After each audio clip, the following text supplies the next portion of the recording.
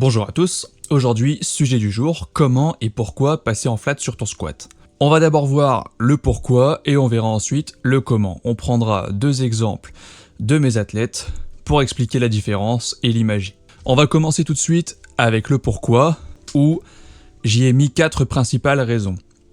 La première raison, maintenir ta tension et supprimer un rebond plus facilement. Pourquoi est-ce que ça va être plus facile de maintenir sa tension et de supprimer un rebond en flat qu'en chaussures d'haltéro? Tout simplement parce que le point numéro 1, c'est qu'on aura un meilleur routing, donc l'appui du pied sur le sol. Je vous renverrai directement une image que j'ai faite là-dessus sur un des réels, si ça vous intéresse, sur mon compte Instagram. Mais en gros, pour résumer le concept, il s'agit d'agripper et d'étendre les orteils de manière à avoir un appui stable de tout le pied sur le sol. Donc pourquoi est-ce que c'est bien plus simple de faire ça sur des flats, comme par exemple des Jordan, des slippers?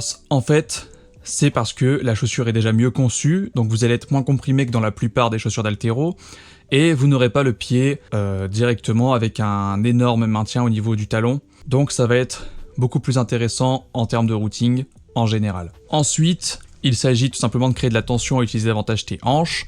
Ça aussi, ça va vous permettre de maintenir votre tension et de supprimer votre rebond, ou en tout cas de l'atténuer, tout simplement parce qu'en utilisant davantage les hanches, vous allez pouvoir écarter un petit peu le sol, ça on va en reparler après, à partir du milieu de votre cuisse. Ce qui va par conséquent optimiser votre amplitude, notamment si vous étiez en squat serré et en haltéro, forcément, on reverra ça après avec le cas de Laura, et ça va limiter les contraintes sur le dos et les genoux, encore une fois pour les squats serrés. Donc on va directement imager ça sur le cas de Laura, et ensuite on parlera du cas de Martin. Donc là, on est sur une vidéo d'un squat de Laura quand elle a débuté le suivi avec moi il y a un peu plus d'1 an maintenant, sur une série à 80. Donc, Laura a des fémurs longs, d'accord, donc ça c'est l'une de ses caractéristiques à prendre en compte pour son squat. Et elle aimait son squat serré en chaussures d'haltéro. Déjà on peut voir qu'effectivement ses pieds se lèvent au niveau des orteils, se lèvent également au niveau des talons de temps en temps. Le routing est clairement moins bon qu'avec des chaussures en flat, on verra juste après. En termes de max, on était sur un max à 110 et des douleurs au dos qui sont apparues très rapidement, donc après le premier ou le deuxième bloc, sachant qu'elle squattait déjà comme ça depuis quelques temps. Donc on a pris le choix tout simplement d'enlever les chaussures haltéro, de passer en flat après avoir soigné son dos. Donc là on est sur le RM de Laura il y a quelques semaines à Écodin. On est sur 130 kg, sans aucune douleur au dos, sans aucune douleur qu'elle avait justement avant. Et on voit que la contrainte est bien mieux répartie, que la tension est maintenue, ses pieds ne se lèvent pas.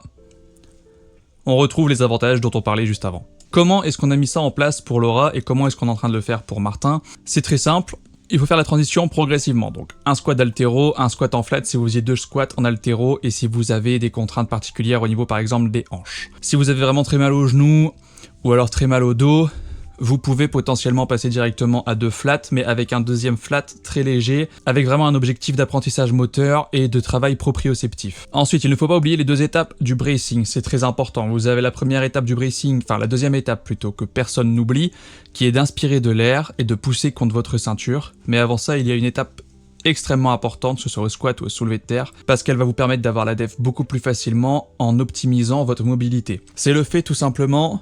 Vous êtes en position neutre, vous avez sorti votre barre, vous allez souffler l'air du haut de votre torse. Et là, vous laissez s'abaisser naturellement. Ensuite, vous maintenez cette position, et là, vous prenez un bracing. De ce fait, vous allez pouvoir descendre beaucoup plus facilement sur votre squat. On a fait un réel là-dessus sur notre compte Insta, si vous voulez voir un petit peu en image de quoi je parle.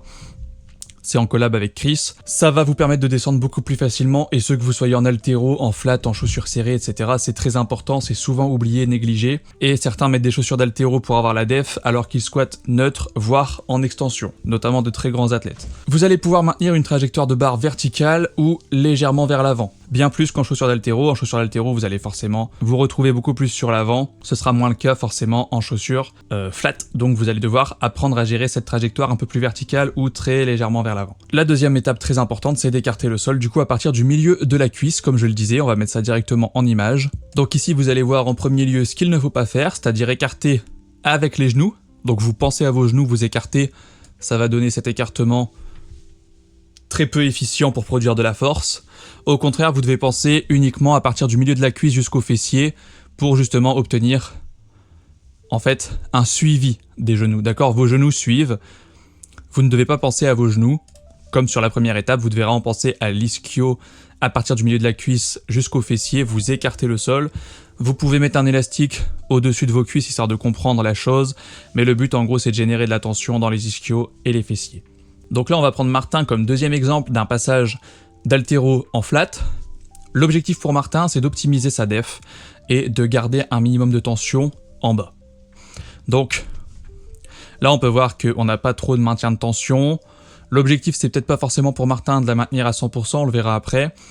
Mais en tout cas, au moins, lui permettre d'optimiser sa def. Donc ça, c'est nos objectifs pour Martin, on n'a pas spécialement de douleur. On a parfois un léger buttwing qui peut apparaître, mais en soi, ça va pas le corriger par magie de passer en flat.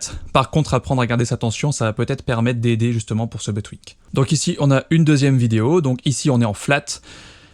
Martin, je lui ai juste demandé de passer en flat, et il a essayé plusieurs choses. Donc là, il essaye un squat avec une meilleure dominante au niveau des hanches. Et tout de suite, sa def est beaucoup plus optimisé. On voit que sa descente est beaucoup plus uniforme, même si on a encore un petit lâchement en bas. Ça reste vraiment très léger par rapport à ce qu'on a vu avant et les squats sont pas si loin puisqu'on était sur 160 quelque chose juste avant et là on est sur 150. Honnêtement, ça semble être le type de squat vers lequel il faudrait se pencher. On a encore un buttwing à travailler, mais je trouve que ça image vraiment très bien la différence entre haltéro et flat. Pourtant, on n'est pas sur un squat extrêmement large. Pour Martin, on est sur un squat entre serré et large. Et du coup, on peut voir qu'en termes d'avantages, si vous cherchez à optimiser votre def, ça peut être extrêmement intéressant. Et si vous cherchez à maintenir votre tension, également pour pouvoir produire une pleine force sur la montée. Pour résumer, pourquoi et comment passer en flat? Eh bien, si vous souhaitez squatter très serré avec des chaussures d'haltéro, pourquoi pas, si vous savez optimiser votre def notamment, si vous vous sentez bien comme ça et que vous n'avez pas de contraintes. Par contre, si vous avez des contraintes sur vos genoux, sur votre dos, ou alors tout simplement que vous avez du mal à récupérer, par exemple en termes d'interférence avec votre soulevé de terre, si vous avez un squat très serré et un tradi par exemple, ça peut être plus problématique que si vous avez un squat serré en haltéro et un sumo très large, puisque l'un va taxer beaucoup plus les hanches et l'autre beaucoup plus les quadris et le dos. C'est à vous de voir, à vous de prendre votre décision avec votre coach, mais en tout cas pour moi, la mode, on va dire, du passage en flat est totalement justifiée, et un squat en flat sera, pour 90% des gens, je pense, plus optimisé, et il sera plus simple de produire de la force en fait dans cette position, puisque vous utiliserez davantage vos extenseurs de hanches, en simultané avec vos extenseurs de genoux, mais pas majoritairement, tout simplement.